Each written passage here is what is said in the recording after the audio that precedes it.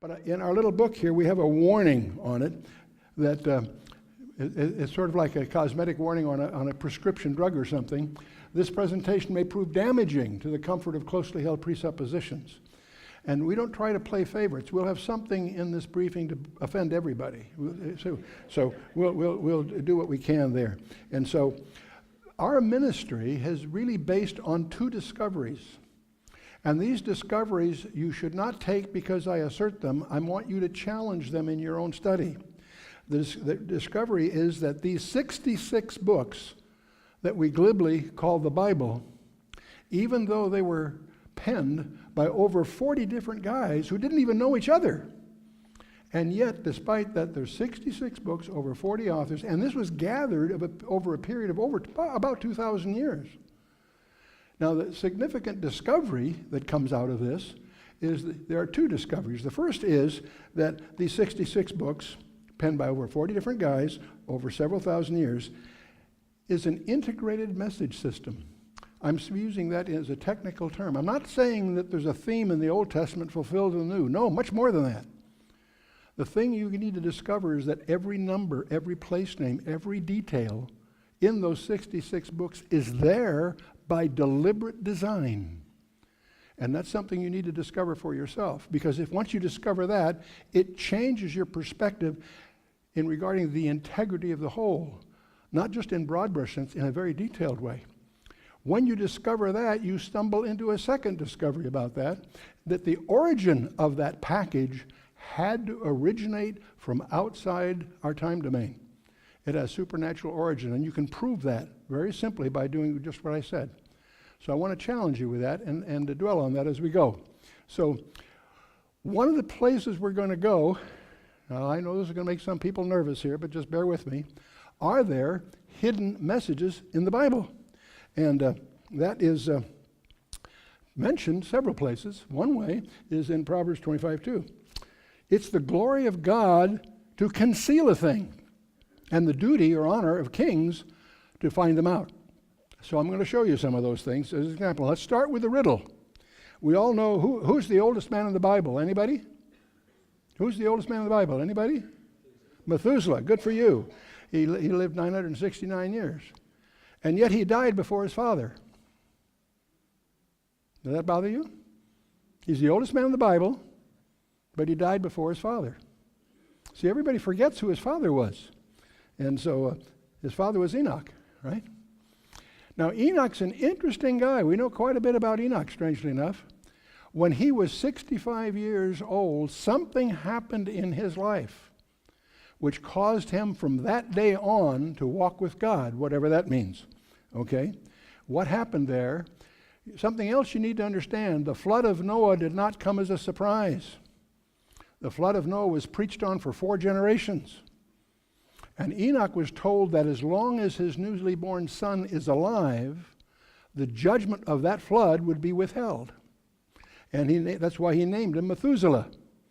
As you analyze that word in the Hebrew, it comes from a root, muth, which means his death. It occurs 125 times in the Old Testament.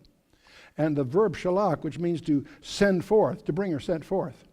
The name Methuselah actually means, from the roots, his death shall bring. And it's interesting, as you study your Bible, Methuselah lived 187 years, and then he had a son by the name of Lamech. And Lamech when he was 182, he had a son by the name of Noah. And we know that it was in the 600th year of Noah that the flood came. In other words, Methuselah's life was a duration of God's mercy, but it got to a point when the judgment came. So he fulfilled that prophecy. You girls, can you imagine raising that kid? Every time he caught a cold, the entire neighborhood would go into panic. As long as he's alive, everything's fine.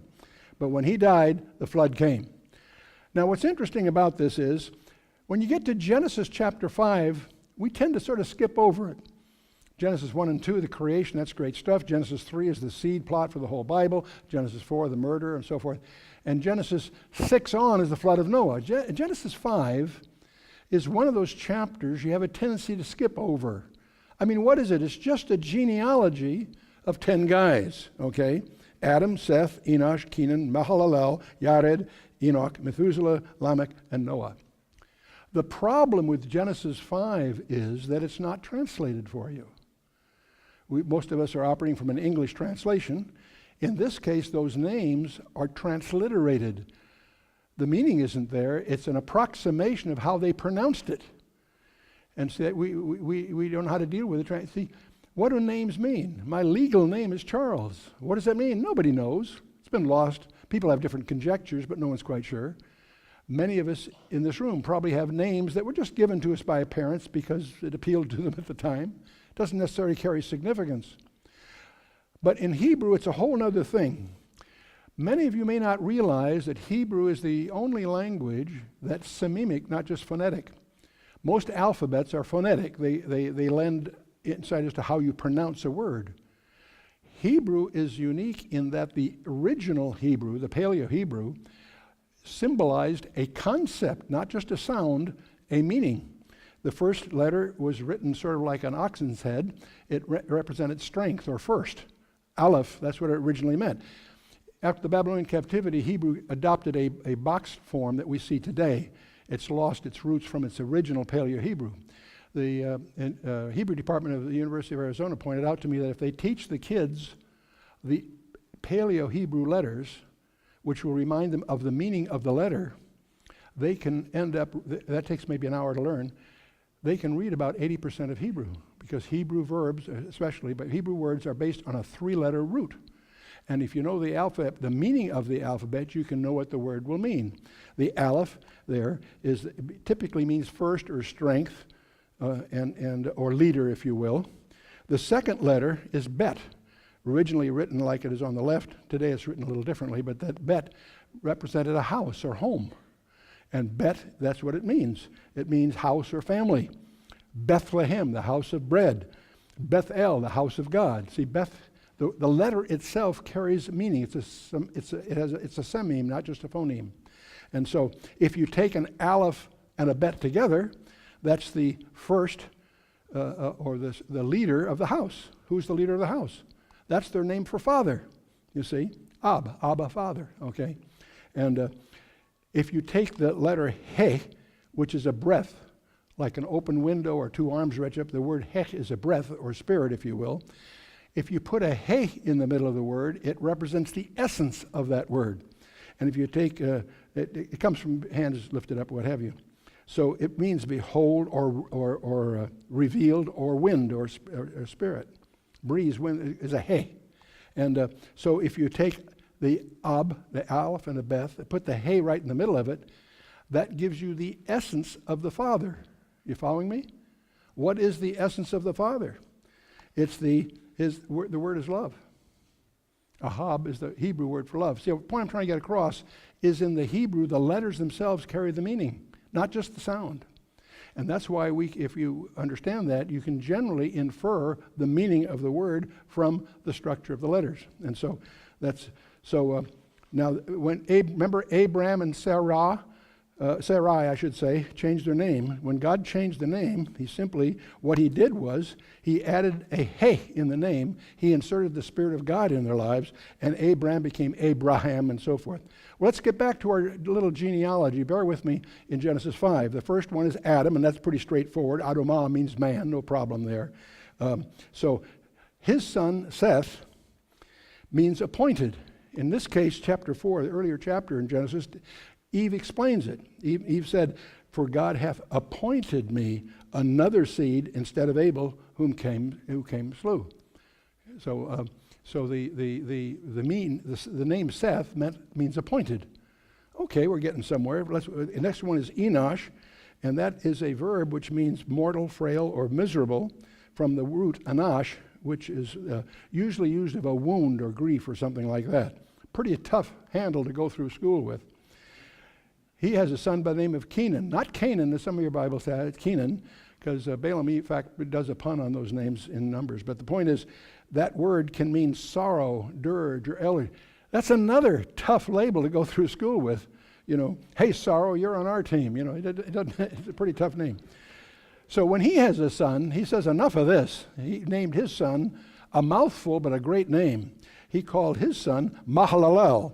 Mahal, which means the blessed or praised one, and El, of course, the name for God. So Mahalalel, it's a mouthful, but what it means is the blessed God or the praised God. So far, so good. Now his son is named Yared, which is a verb meaning to come down, and there's a whole story behind that I'll spare you for this particular discussion.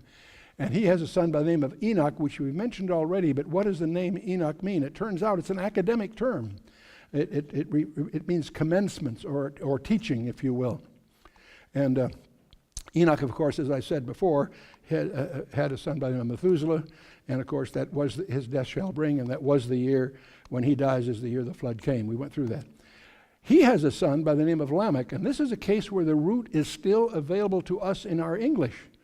The root there, we see it in lament or lamentation, and Lamech means despairing. It's a root that implies despairing. And Lamech has a son by the name of Noah. How many of you have heard of Noah? I have about 60%, Graham. That's great. Okay, I'm kidding, of course. Okay, Noah. It's derived from the Hebrew word nacham, which means to bring relief or comfort. In fact, comfort or rest is what the term implies. And in fact, his father says he calls his name Noah, saying, "The same shall comfort us." The name Noah means comfort or rest. Okay, so you've been with me so far. We have a genealogy here then of 10 people: Adam, Seth, Enosh, Kenan, Mahalalel, Yared, Enoch, Methuselah, Lamech, and Noah. Let's not transliterate it, let's translate it. What do those names mean?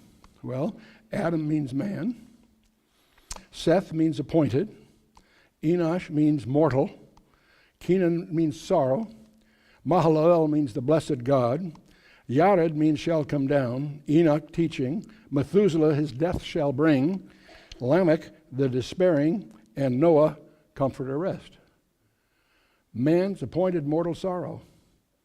But the blessed God shall come down teaching that his death shall bring. Whose death?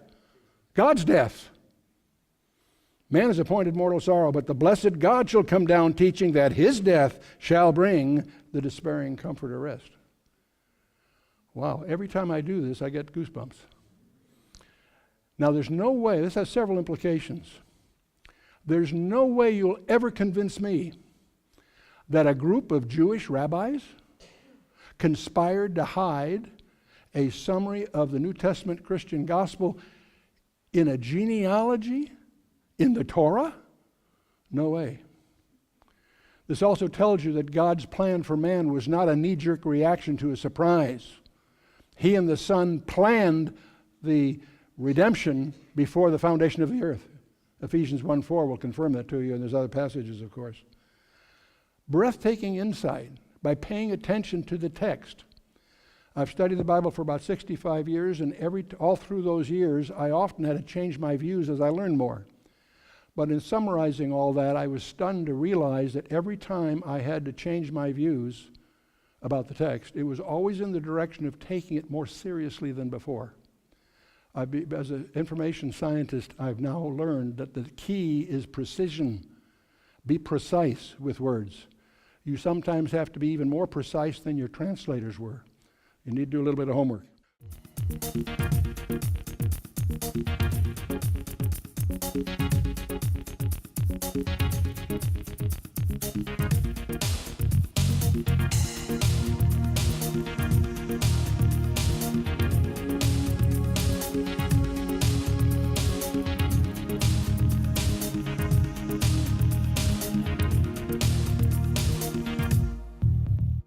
Of that package had to originate from outside our time domain. It has supernatural origin, and you can prove that very simply by doing just what I said. So I want to challenge you with that and to dwell on that as we go.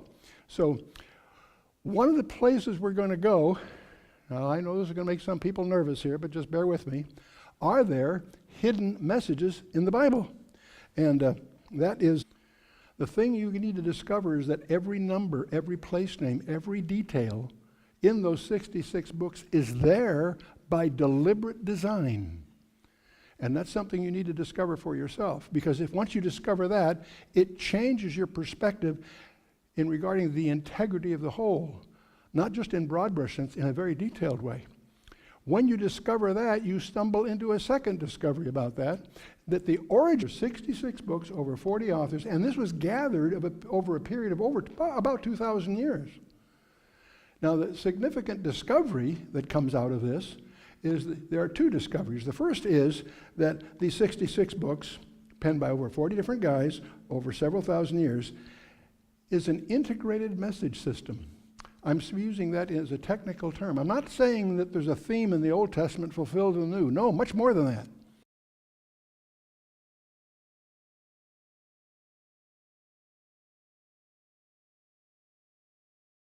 But in our little book here, we have a warning on it that it's sort of like a cosmetic warning on a prescription drug or something.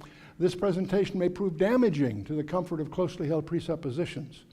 And we don't try to play favorites. We'll have something in this briefing to offend everybody. So we'll do what we can there. And so our ministry has really based on two discoveries. And these discoveries you should not take because I assert them. I want you to challenge them in your own study. The discovery is that these 66 books that we glibly call the Bible, even though they were penned by over 40 different guys who didn't even know each other, and yet, despite that,